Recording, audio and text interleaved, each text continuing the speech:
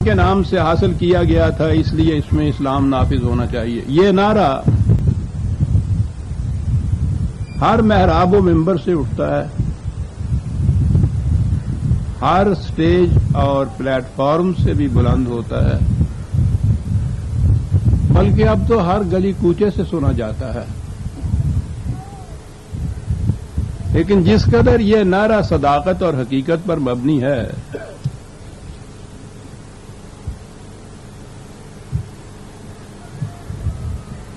جس طرح اسے عام طور پر ایکسپلائٹ کیا جاتا ہے یا جس انداز سے اسے پیش کیا جاتا ہے، اسے نہ حقیقت سے کچھ تعلق ہے نہ اس کی صداقت سے کچھ واسطہ.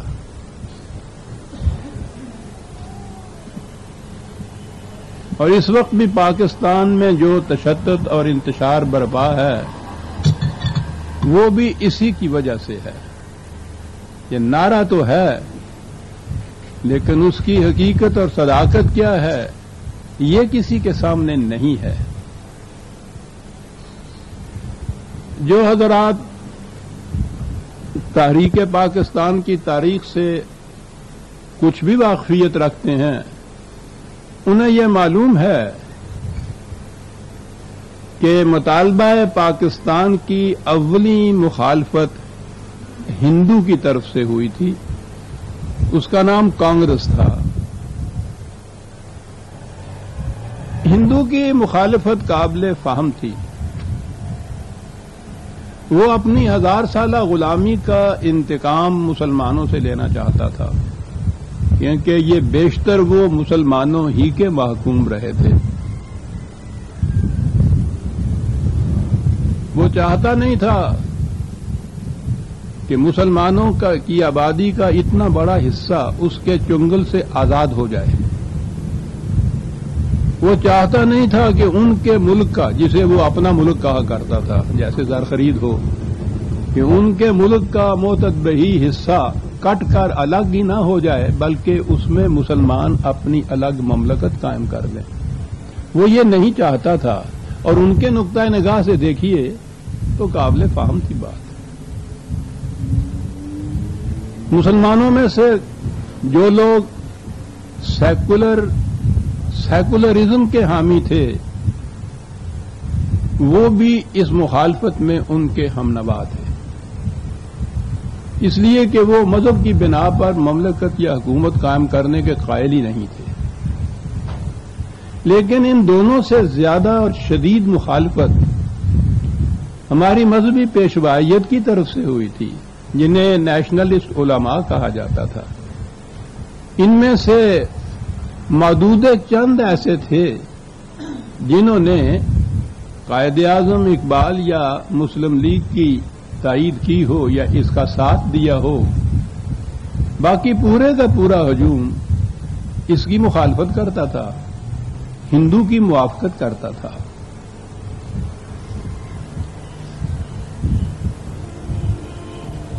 مسلم لیگ، یا یوں کہیے کہ علامہ اقبال علیہ الرحمہ اور قائد اعظم علیہ الرحمہ کا مطالبہ یہ تھا کہ ایک ایسا خطہ زمین حاصل کیا جائے جہاں اسلام کی حکمرانی ہو. اور یہ ظاہر ہے کہ ہمارے علماء کرام بھی یہی کہتے تھے کہ ہم اسلام ہی کے مدعی ہیں. جس آزادی کے لیے ہم جد و جہد کر رہے ہیں اس سے مقصود بھی ہمارا اسلام ہی ہے. اب یہ بات بڑی عجیب سی نظر آتی ہے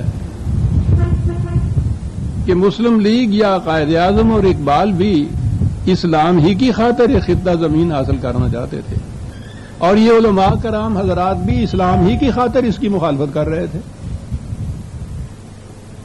تو یہ بات کیا تھی؟ جیسا کہ میں نے عرض کیا ہے اور اس سے پہلے بھی کئی دفعہ یہ پیش کر چکا ہوں کہ نہ تو ہمارے ہاں تحریک پاکستان کی کوئی مستند تاریخ مرتب ہوئی ہے، نہ قائد اعظم کی ایسی سوانح حیات ہی کہ جس سے یہ نظر آئے کہ یہ باہمی تزاحم یا تصادم یا مخالفت یہ کیوں تھی. سطحی طور پر اس کا کچھ مقصد سمجھ میں نہیں آتا کہ دونوں اسلام کے مدعی تھے، تو یہ مخالفت کیوں تھی؟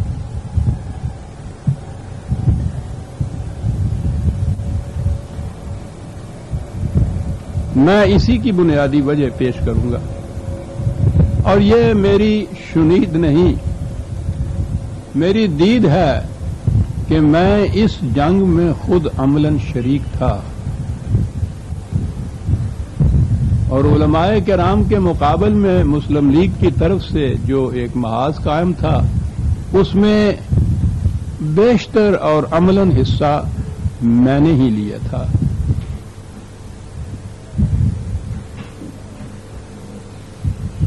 اس بنا پر میں گزشتہ 30 سال سے جستا جستا بھی اس حقیقت کو پیش کرتا چلا آ رہا ہوں کہ یہ نزاع کیا تھی،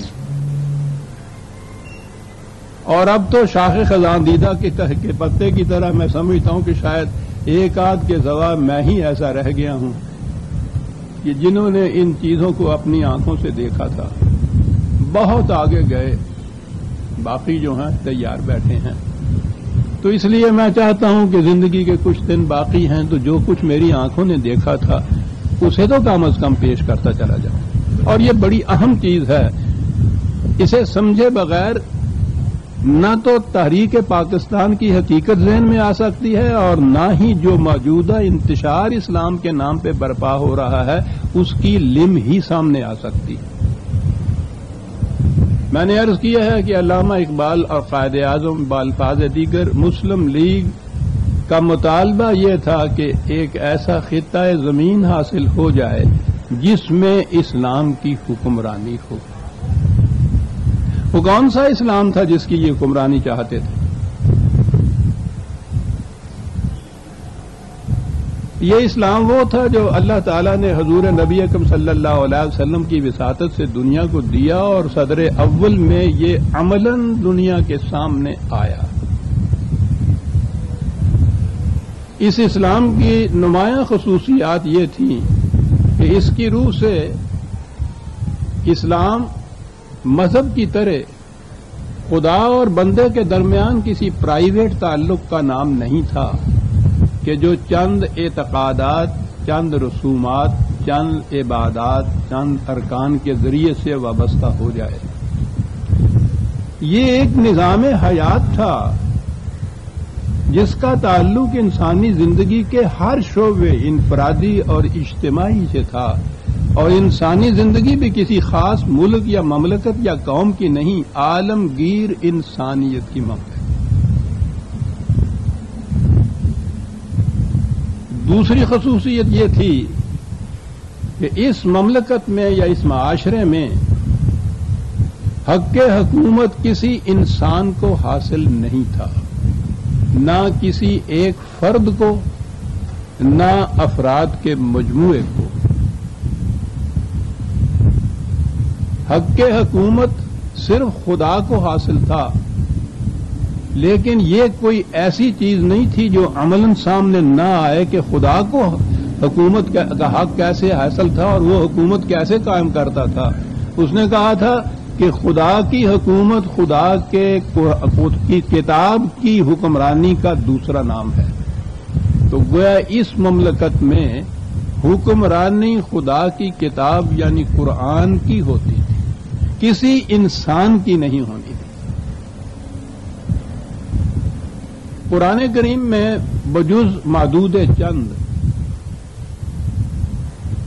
اصول اور اقدار دیے ہیں، متعین احکام نہیں زیادہ دیے گئے. یہ اصول اور اقدار وہ ہیں جو ابدی اور غیر متبدل ہیں، جن کا تعلق تمام نوع انسانی سے ہے اور ہمیشہ تک کے لیے ہے. ان اصولوں کو عمل میں کیسے لایا جائے گا، اس کے طور طریقے وضع کرنے مملکت کا فریضہ تھا، اور قرآن کے واضح حکم کی روح سے یہ فریضہ امت کے باہمی مشورے سے طے ہونا تھا. تو گویا اس مملکت کا فریضہ یہ تھا کہ وہ قرآن کریم کے اصول اور اقدار کو